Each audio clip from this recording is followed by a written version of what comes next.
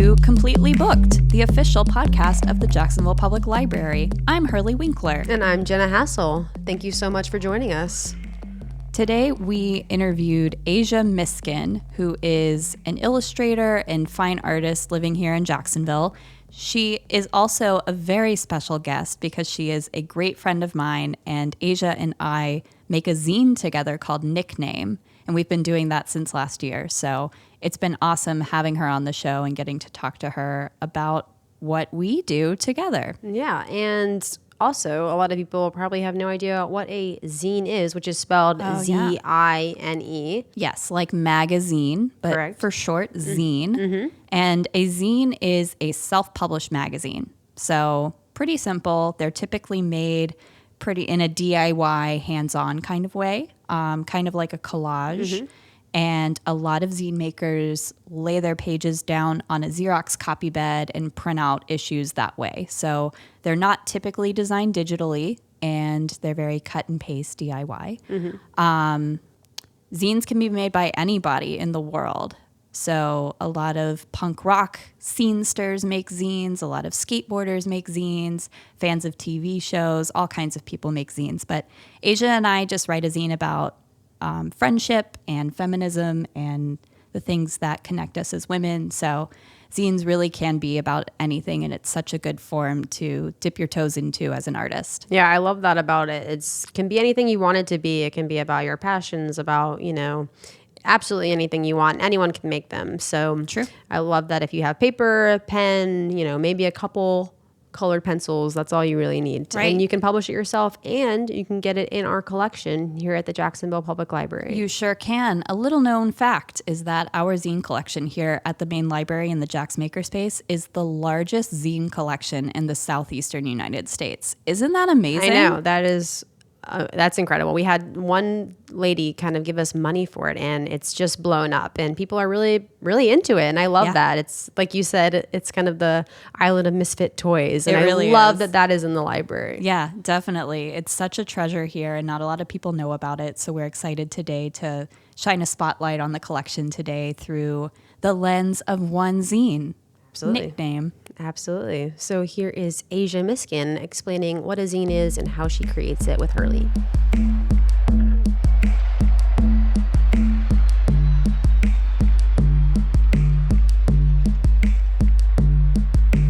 Aysha Miskin, thank you so much for joining us today on Completely Booked. Thanks for having me, ladies. Yes, thank you so much. Yeah, I am especially excited to have you because you are my friend and collaborator, and I'm just really excited to pick your brain and hear more from you about what we do together and all your side of it. So this is the best. First of all, I want to know how you became interested in zines in the first place. I think that my love of zines started when I was in high school, and I was really looking for a way to escape like my small beach town. And now, in retrospect, I'm like, gosh, I wish I was still living with my parents and not having to pay rent and just being able to go explore the world. But It was one of those things that was really fun to just go open it up. And it's it gave you that idea that you can do anything in this world. Yeah. So it's exciting. Totally. So what about the zines kind of gave you that idea that you could do anything? I think it's just the way that they're made and how you literally don't have any rules, and anybody and everyone can make them, which is so just, I don't know, it kind of makes you think oh, this person's really into photography, or this person does screen printing, or this person literally can't really draw that well by the standards of an art school or something, but they're still making things and putting it out into the world. And There's a Kurt Vonnegut quote that I really love, and he talks about how we're always becoming and how we should always just do things like dancing and painting and singing and, playing music, even if we're not any good at it by other people's standards. It's just you're always becoming when you're creating and you're putting things out in the world. Right. Yeah, definitely. And that's one of my favorite things about zines too, is that, it is a really open form and there aren't a lot of rules. So if you're not the technically best at whatever you do, whether it's art or writing or anything, you can still make a zine and put it in the world. And sometimes that's the most important part. Yeah, for sure. How did you learn about zines? So I didn't really know what a zine was, of course, until I started working at the library. So how did you learn what a zine was, and where did you get the first one? I honestly couldn't tell you where I got the first one, but I was really into punk rock, and it sounds so lame because it's just looking up to like all these like boys that I hung out with who were into skateboarding and stuff, and like my first boyfriend was a skater boy. Yeah. Avril Lavigne would be so proud right now. True. But they just had, you know, this like subculture where it was very much like, hey, like we're doing what we want to do, and you know, like screw the establishment, whatever. And it was always so much fun. But they had like different skate shops that had skateboarding zines, and then you know you kind of start looking into things a little bit more, and you just go online and you find things. But that's kind of where I found my first zine. It was a skateboarding one. Cool. Yeah. Punk rock, skateboarding. Yeah. And I feel like traditionally men have had like more scenes involved with zines too. Because I know that was my first time coming across a zine was like through punk rock and skateboarding. Yeah. So it's cool. I don't know. I feel like in that way you and I are taking a more feminist approach to it and like turning that idea on its ear. Yeah. And with that, like how do you decide when a piece of art is worthy of being included in Nickname? Oh my gosh. Well, how do I decide? I have a collaborative partner who helps Exactly. me decide, which is incredible. So that's like one of the biggest things about working with somebody else is that you don't have to make all these decisions that are really difficult by yourself because, you know, who's to say that this piece is done or like, you know, have you worked it to its like best place that it can be? And having somebody else to kind of have an opinion with you, it's just like you never really have to leave school. And that's like one of those really amazing things where it's like very lax and this person's there to also help you critique your work and say, yes, let's get there. Like it's done. It's no more. Yeah. So Yeah. yeah, That's an awesome. I don't have to decide by myself. Yeah. I feel like as an artist, sometimes you tend to overwork things because it's never perfect in your mind. 100%. So having that for other sure. person that can say, like, no, Aysha, this is really good. Yeah. Let's leave it as it is instead of overthinking it. It was really helpful. Yeah. definitely. 100%. Yeah. Yeah, and you definitely help me do that too when we're making the zine. And you're also, in addition to making the zine, you're also an illustrator, a painter, and an embroidery artist. Tell us a little bit about that. You make me sound so professional. I mean, you are. You are. You're an artiste. Well, everyone's an artist. And I know that that's like one of your least favorite things, but it's true. Everybody is an artist and everybody has some facet of like being able to create something, even if they don't think that, you know, they can or want to. But I guess my body of work kind of focuses on like some whimsical, like female figures that are very over exaggerated. And, you know, everyone's always like, oh, who's this? And who are you drawing? And I guess they're all just kind of like extensions of different personalities that I feel like I have throughout the day. Whenever it's like, maybe I'm feeling like, you know, like, oh my God, like that type of girl, like, you know, the Paris Hilton and Nicole Richie, where it's like, I'm just going to go do this and just like blow it off. And like, I'm going to go get drunk and like, whatever, you know, and then like more studious things where it's just like, I'm reading the news, I'm waking up early, I'm taking care of myself, or, you know, this like yoga girl who like is doing it and I'm out there and I'm running 10 miles a day. It's just, yeah, I don't know. It's really crazy that and just kind of like how I'm seeing the world like, through my eyes. Yeah. So it's almost mood based because I could understand that too. There's a point in the day where I kind of get a little, everyone in the office will attest, I get a little weird sash, you know, out there. And It's the creative juices flowing. yeah. In the morning, I'm like, sit down, nose to the grindstone, getting it done. And then there's a point where it's like, all right, Yeah. it's 3 o'clock and I'm crazy. We all get that way. So how do you harness those moods when they arise, and how do you turn those moods into art? So normally I have a couple different files on my phone that I just take notes in whenever maybe it's something that somebody said to me or something that I'm like feeling or I think. I really tried Twitter, couldn't do it. I'm not great with social media and I guess that's fine, but like why should all of like my ideas and like mood swings live on social media? But normally I write them down and you know, if I have a quick idea like 3 girls in a line with arrows through their eyes, like one arrow going directly through, or maybe they have like laser vision out. And then I'll just make a note of it and revisit it later. So that's, you know, one of the best ways to harness all that. Yeah, totally. So you and I recently taught a zine workshop to teens here at the main library. What was that experience like for you? It was awesome. It's really fun to share something that you love with other people, specifically teenagers and kids, because they take it in such a different light than adults. Because I feel like when you've finally grown up and you're an adult, you're just like, oh, I'm too cool for this, I'm too cool for that. And like, you don't really want to get into it. Whereas like teens and kids, they love it. Like we did a collage prompt and the kids just went with it. I mean, Yeah. I feel like they could have sat there for 2 or 3 hours if we would have let them just cutting out things. But, you know, that medium is so wonderful for people who feel like they can't draw and they can just, you know, go for it. And they have these perfect images that they can cut out and paste however they want on a piece of paper. Yeah, I noticed that too because we had a writing prompt and a drawing prompt, and then we went into the collaging. And the writing prompt and drawing prompt both seemed a little daunting to the teens because they didn't want to like embarrass themselves, I guess. And it can cause a lot of anxiety when you aren't really given a set of rules. But with collaging, I don't know, it felt a little more Organic. a little more condensed too because you have the images that you're cutting out and you really can't mess it up. Yeah. So, I noticed that too. And it taught me a lot about like working with teens and just like making zines in general. Did you feel that way? Yeah. Yeah. Yeah. Yeah, totally.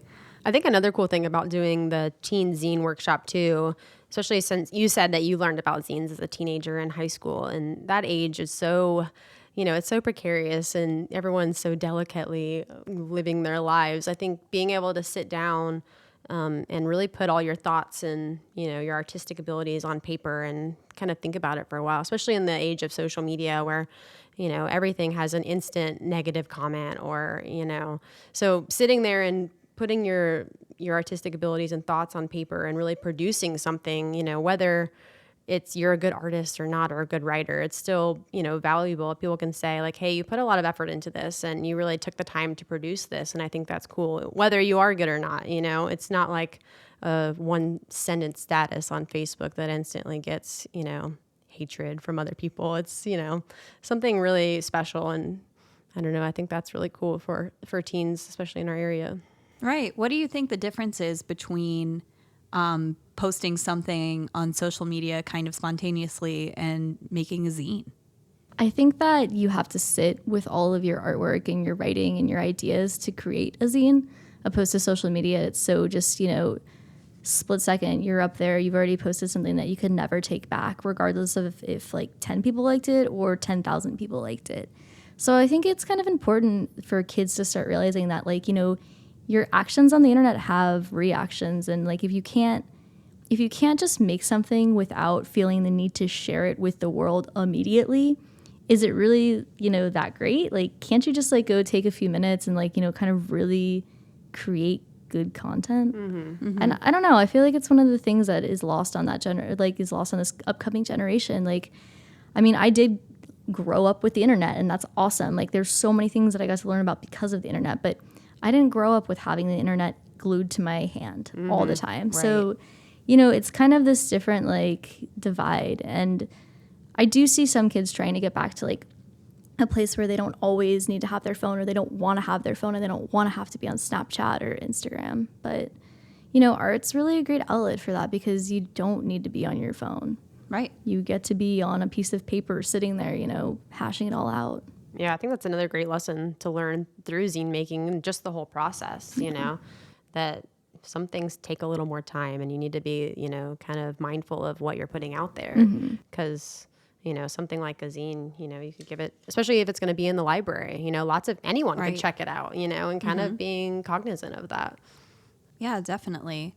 But at the same token, as an artist, social media is a great tool because it really can share your work with the world. And when you're ready to share something that you have concentrated on for a long time and honed and perfected, social media can be great for sharing that with the world. So how do you sort of balance that as an artist? So when I'm working, I normally go through my day and give myself like 5 or 10 minutes. If I'm working on something and it's like a work in progress, you know, I'll post a couple pictures on my story. And I sound so like old saying all this stuff because it's almost No, like you don't. I feel like that old like grandpa who's like, what's the story? And like, what's this dog filter? But, you know, I literally have to be mindful of setting time aside to post that because people are always like, oh, what are you working on? And I'm like, well, follow me here. But, oh gosh, now I lost my train of thought. It's okay. But, oh, okay. So I will, whenever I have like from A to B, you know, like my beginning to my end, I'll post the ending if I feel like it's strong enough. And today somebody contacted me about doing animation work, and they're like, hey, I'd love to sit down with you and do this. And like, that's why, as much as I hate it and it's like pulling teeth, it's so important to continue posting your work and like keeping people informed as to what you're doing, because I don't read newsletters that people send me anymore, you know, unless it's somebody that I'm like a diehard fan. And that's why I've kind of like fallen off the bandwagon with even trying to send out people newsletters. You're following me, I know you're following me, and I know that, you know, if you support me and like love my work, you're going to continue like coming back to it to see like what's new. Right. I don't know. And if you don't, that's okay too. Right. What do you think people can gain from making their own zines? I think that they can gain confidence. Confidence is a huge one because there are no rules and you literally can't fail. Making something from A to B, it's just like, the world that we live in now has so many guidelines and rules and all these things that you have to follow. So it's almost like, you know, you have a place to just go create and be completely free. Like you are dictating how, you know, you want this thing to start and end. So that, and also just, it's a great networking thing too. When people, I think Nickname's really given me more confidence and kind of like a sense of just like, yes, I am an artist and I can say that to people because here I can pull something physical out of my bag and show you what I've been doing. Right. So it's also really great too because I feel like more secure in what I'm doing in this path that I've chosen. Right. In what other ways do you feel more confident after making Nickname for the past year? I feel like it's something that's really exciting for a lot of people to follow because, you know, I could tell you all about how I made a 6-foot by 9-foot loom and how I sat there for an entire summer and I got 2 feet done, you know, and it's like I was weaving every day for 6 hours for maybe 2.5 months, 3 months straight. But, you know, I can only show people pictures of that and then it's just like a fleeting moment and it goes away. But like this project's been really exciting because people have followed this journey that Hurley and I have like embarked on. And, you know, it's fun for them too because they get to see our friendship and they get to see 2 women not only working together, but we're also not competing in this like, you know, whole realm of, you know, this scary world that we're in. Right. And it's really fun to have like somebody on your journey with you to like kind of push you along and share that with. Yeah, definitely.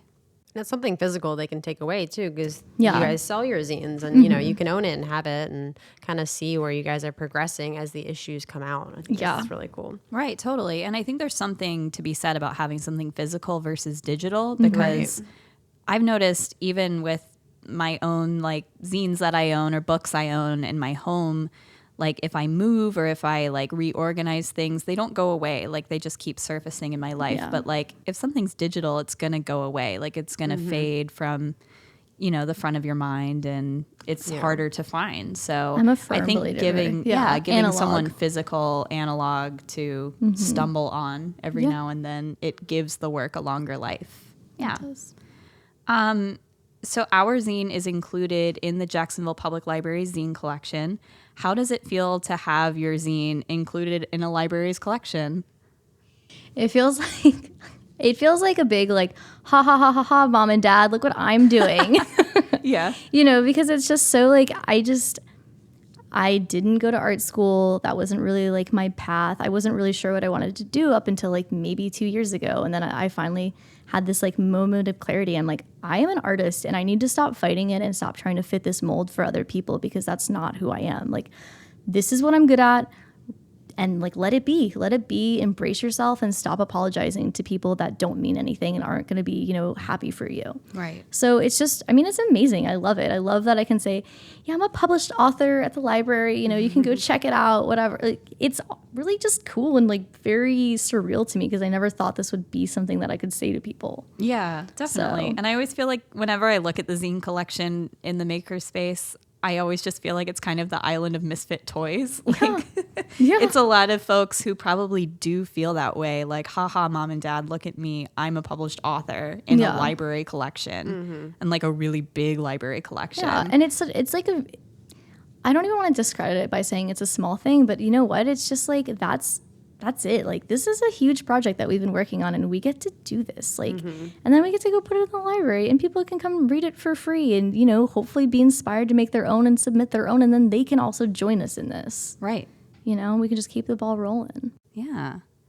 So we always ask this question at the end of our podcast interviews. We want to know, when you were a kid, what did you want to be when you grew up? Oh man. So I was actually just telling somebody about this the other day. I wanted to drive a BMW. That's what I wanted to be when I grew up. I don't know why or whatever, but I wanted to drive a BMW, and I don't even like BMWs. What was it about BMWs that you were so drawn to as a kid? I have no idea. I wanted to drive a BMW, and I probably wanted to be an actress, or I wanted to be a ballet dancer. And then, reality set in, and I now drive a Volvo, and I listen to That's NPR. pretty close. That's pretty good. Yeah. You're on your way. Well, that's the thing. I don't even want to drive one now. I honestly don't want to drive at all. I'm not even that good at it. Oh, jeez. I'm not. So Aysha, where can we find more of your work on the internet? It's AyshaStar.com, and my name is spelled AYSHA, and star is STAR.com. And then you can also follow my adventures of art making and living my life on Instagram at Aysha Star as well. And then Nickname, you can follow us on Instagram, Nickname Zine. And then our website is nicknamezine.com. That's us. We're official, and I don't. Thank God for business cards, guys. Yes, it's true. And stickers and zines that you can give to people. Right. Yeah, the zine has kind of become our business card for sure. It's a very large one. Yeah. People should be honored to get it. Yeah, I think so. Aysha, thank you so much for coming on Completely Booked today. It was so much fun talking about your work and our work and hearing more about your process. Thank you so much for having me. Yes. Can't wait to check out your zine from the Zine Collection here at the library. Yes, indeed. Thank you. Thank you. Good luck with everything.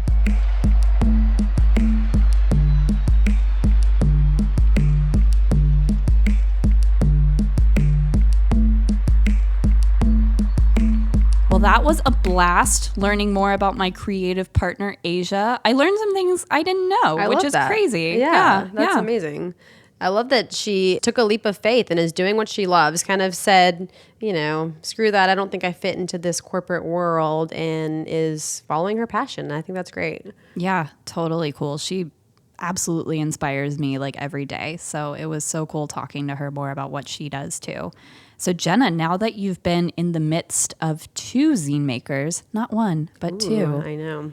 Are you inspired to make a zine? I actually am. Really? Yes, I am. Oh my God. What is your zine going to be about? Well, I have a group of, I don't know, maybe 8 or 9 friends that I've had since elementary, middle, and high school. Wow. We all grew up together, and we kind of embark on these crazy reunions at least twice a year. And I think I would talk about those girls in our group and just the friendship that we've had and all the crazy adventures. Like this year we went to Disney World together. We have a friend that lives in Africa, and she came home. Yeah, and we all went to Disney World, which was awesome. And one of our friends has a 2-year-old. We brought her, so it was really, really cool. Oh my gosh. Yeah, so it would be. What are you going to call it? Lady friendship? We actually have a group chat, which is called High School Sweethearts. Oh, I love it. So that might be the name. That's beautiful. I love it, yeah. Yay. So shout out to all my girls. Hey, girls. I haven't met you, but I'm sure I'd love you because you're ladies and you're Yes. friends with Jenna. Yeah, they're great. So check us out on the interwebs at jackspubliclibrary.org/podcast. We'll link to Aysha's website and the Nickname Zine website there. Check them out. Yes. And make sure if you're listening on iTunes that you subscribe to our show. Absolutely. And make sure you rate us, hopefully a 5-star review. 5 of them. Count them. 1, 2, 3, 4, 5 All stars. 5. Leave us a comment maybe even if you're feeling frisky. Ooh. Let us know what you think. Yeah. Why not? Get crazy. Get crazy, y'all. Get crazy. Those iTunes people are crazy. They are crazy. They'll do anything to get to the top. I know it. But we will too. So We want to top Same. those charts. Help us out. Leave us a review. Please. Again, thank you so much for joining us here on Completely Booked, the official podcast of the Jacksonville Public Library. So official. I'm Hurley Winkler. I'm Jenna Hassel. This podcast is produced by Brian Thomas, a.k.a. BT, a.k.a. Producer Brian. Goodbye.